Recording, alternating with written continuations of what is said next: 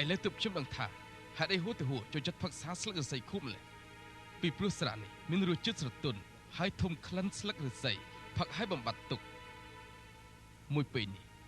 ខ្ញុំសូមជូនដល់ហួតទៅហួ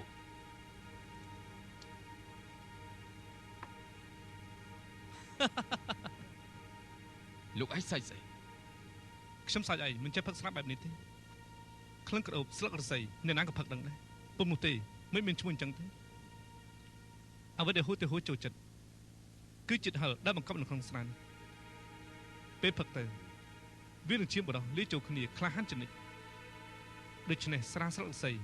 អាចនិយាយថាជាស្រាកូនប្រុសការពិតអាចមិនសមផឹកវាទេបើចង់សម្រាប់ខ្ញុំមកបើមិនអញ្ចឹងទេខ្ញុំក៏ចង់សងសឹកជនរបស់ស៊ីដែរអាក្រក់មិនឈ្នះល្អទេនេះជាការកំណត់តាំងពីបុរាណម្ល៉េះចាប់តាំងពីបងសម្រាប់បងទី2ប្រាធាតបិសាយហត់ដល់ទី15គឺចោទថាបងត្រូវពីនេះពួកឯងដឹងថាអ្វីហៅថាល្អឬអាក្រក់ទេពួកឯងតាំងខ្លួនជំនួសត្រឹមត្រូវធ្វើអ្វីតែងតែគិតដល់អ្នកដទៃ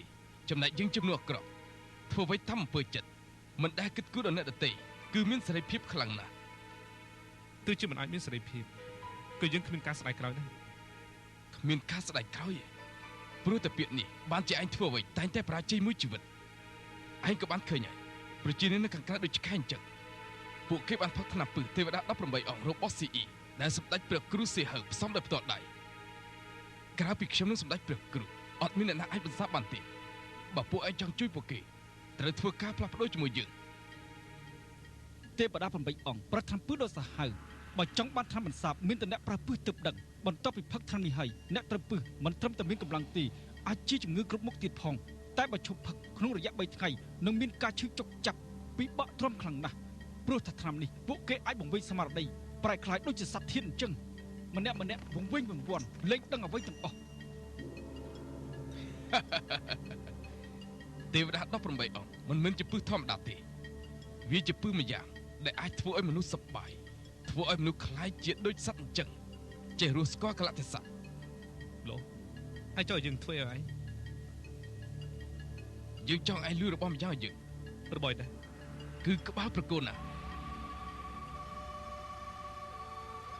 បើក្នុងរយៈពេល3ថ្ងៃឯងមិនអាចយកក្បាលអាស្អិតឆ្កែនេះទេចាំមើលប្រជារាស្ត្រស្លាប់ដោយសប្បាយចុះ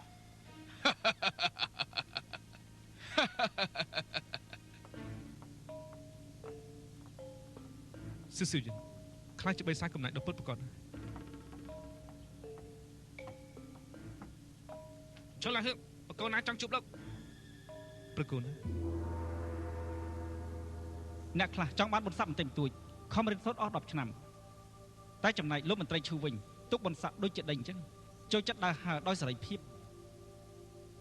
ខ្ញុំពិតជាកោតក្រែងលោកណាព្រះអង្គពាក្យថាសេរីភាពនេះគឺមនុស្សដែលធ្វើអ្វីមិនបានសម្រេចយកមកបិទបាំងខ្លួនឯងប៉ុណ្ណោះគ្មានអ្វីគួរស្ងប់ស្ងាត់ទេម្យ៉ាងទៀតមិននេះមានគេថាទូបង្គំគឺមានសេរីភាពខ្លាំងៗលោកចង់និយាយពីអាចោរក្បត់ស៊ីសយិនណាតើគេបាននិយាយខ្លះដែរគេឲ្យទូបង្គំមកយកប្រសិទ្ធសាររបស់ព្រះអង្គវាបានយកជីវិតនេះនឹងថ្នាំទប់នោះយកមកគំរាមលោកមែនទេអញ្ចឹងលោកយកព្រមហើយមិនតន់ទេអញ្ចឹងប្រហែលជាលោកអាចយល់ព្រមនឹងវាមែនទេជឿឡើយលោកដឹងទេលោកជាអ្នកមានគុណជាជីវិតខ្ញុំបើគុំតបានលោកនឹងប៉ានីមិញជូបកអាក្រាតពីអបាយកលសម្លាញ់មេឃទេហើយព្រះអង្គម្ចាស់ទី8ស្រុតមកផ្ដោតដំណឹងខ្ញុំតន់អ្នកដែលស៊ីសយិនចាប់បាននោះប្រហែលមិនមែនស្ដេចខ្លាញ់ទេដូច្នេះបើលោកចង់សម្លាប់ខ្ញុំនោះខ្ញុំក៏មិនបន្ទោសលោកដែរប៉ុន្តែខ្ញុំអាចស្លាប់បានទេទោះត្រូវលះបង់តម្លៃខ្ពស់យ៉ាងណាក៏ដោយលះបង់ជីវិតអស់ច្រើនយ៉ាងណាក៏ដោយខ្ញុំត្រូវតែការពារក្បាលខ្ញុំដាច់ខាតដូចជារឿងនៅភូមិឋានសៀកាលពីលើមុនអញ្ចឹងដើម្បីកម្ចាត់សៀយិនព្រះអង្គមិនគិតដល់ជីវិតទុំគុំនិងមិត្តភក្តិទុំគុំទេតើមែនទេមែនបើមានការចាំបាច់មានរឿងដូចគ្នានោះ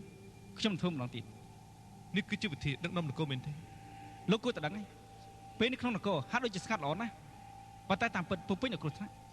សភាពការព្រំដែនកំពុងតែរង្គោះគឺបើដោះស្រាយមិនល្អទេសត្រូវខាងក្រៅនឹងចូលឈ្លានពាននេះជារឿងដែលគួរឲ្យបារម្ភមួយហើយនៅក្នុងនគរមានមនុស្សដូចស៊ីសយិនច្រើនណាស់ដែលចង់ឆ្លៀតឱកាសក្បត់ខ្ញុំបើខ្ញុំស្លាប់ទៅសង្គ្រាមប្រកាសជាកើតឡើងដល់ពេលនោះមនុស្សស្លាប់កាន់តែច្រើនទៅទៀតធ្វើជាស្ដេចត្រូវតែគិតដល់រឿងសំខាន់មិនមែនគឺរឿងតូចតាចនោះទេហើយមិនមែននៅចំពោះតមុំនោះទេ ត្រូវគិតរឿងអនាគតរាប់ពាន់ឆ្នាំទៅមុខទៀត ទុំគុំគ្រាន់តែជាអ្នកគុណនិយមប៉ុណ្ណោះគិតខ្លីណាស់យកចិត្តទុកដាក់ទៅមិត្តភក្តិនៅក្បែរខ្លួននិងជីវិតនៅចំពោះមុខ អញ្ចឹងលោកចង់ស្លាប់ខ្ញុំហ៎ ទុំគុំមិនតន់សម្រេចចិត្តទេប៉ុន្តែព្រះអង្គក៏ហៅទុំគុំមកលើនេះមានកែដែរ ខ្ញុំឲ្យលោកសម្លាប់ស៊ឺស៊ីយិនលោកចាំបាច់ឆ្លើយភ្លាមទេលោកយកទៅគិតមើលសិនទៅបើសិនជាមានវិធីល្អជាងនេះអាចកម្ចាត់ពួកក្បត់ហើយជួយប្រជារាស្ត្របាន ចុះបើសិនជាអត់មាន បើចឹងលោកសម្រេចទៅតើលោកត្រូវឈរនៅខាងយើងឬមួយក៏ធ្វើជាសត្រូវរាជការអ្វីដែលខ្ញុំចង់និយាយគឺចប់ហើយមើលភ័ក្រលោកចាំនៅខាងក្រៅ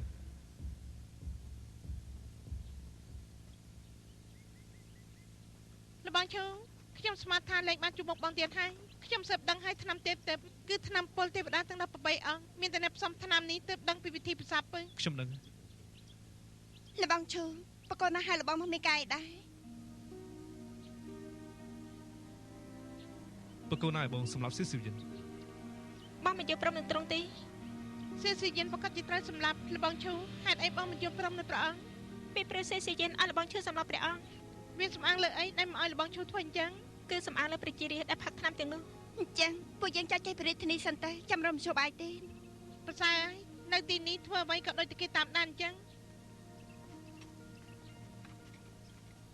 ព្រះអង្គដឹងថាតុងត្រឡប់មកវិញដោយសុវត្ថិភាពទុំគុំសប្បាយចិត្តណាស់ ឈូលហឹងលើនេះបង្គំទៅលោកប្រូជីវិតជួយខ្ញុំប្រកាសជាស្លាប់បាត់ទៅហើយគុណជួយជីវិតនេះខ្ញុំមិនទាន់បានសងវិញផង គឺសំពេចព្រះអង្គស្មោះត្រង់និងមានគុណធម៌ជាសសរទ្រូងរបស់ប្រទេសជាតិបានជួយត្រង់កិច្ចកិត្តិយសមិននឹងជាព្រះអង្គមានកែដែរ ប្រកូនណាមេរិកបញ្ជាឲ្យលោកនឹងមិត្តភក្តិលោកប្រមាណអ្នកស្នាក់នៅក្នុងរាជវាំងជាបណ្ដោះអាសន្នដើម្បីឲ្យលោកមុនពេលសម្រាប់ស៊ីអេយិនគ្មានការព្រួយបារម្ភ ណែអញ្ចឹងយកពុកខ្ញុំធ្វើជាធ្នូហើយលបងឈូសុកចិត្តយកជីវិតជួយព្រះអង្គបែរជាល្មើសគុណទៅវិញ ធានាកុំប្រហែលព្រះអង្គក៏ធ្វើតាមរាជបញ្ជាដែរកុំស្ដីឲ្យត្រង់ចឹង អរគុណលោកដែលអធិស្ឋានខ្ញុំហ៊ានធានាទោះបីជាមានរឿងអីកើតឡើងក៏ដោយទោះជាខ្ញុំត្រូវប្រូជីវិតក៏ដោយក៏ខ្ញុំត្រូវការពារសុវត្ថិភាពជូនពលនាងដែរព្រះអង្គម្ចាស់ខ្ញុំម្ចាស់ប្រមាណនេះអាចនៅបានតែខៃយិនត្រូវតែជាមួយលបងឈើរឿងនេះចង់សម្រាប់ស៊ីយិនមានតែលបងឈើនិងខៃយិនរួមដៃគ្នាទើបមានសង្ឃឹមបើមិនអញ្ចឹងទេដូចជាឲ្យលបងឈើទៅរកស្លាប់អញ្ចឹងទុកចិត្តចុះនេះជាកិច្ចការមួយគត់ដែលខ្ញុំអាចធ្វើជួយលោកបានចាំមកច្បាស់ណាស់ត្រូវប្រយ័ត្នមែនទេ សូមអរព្រគុណ លបងឈូបងមិនបាច់ព្រួយបារម្ភពីពួកខ្ញុំទេតែធ្វើកិច្ចការដែលបងចង់ធ្វើចា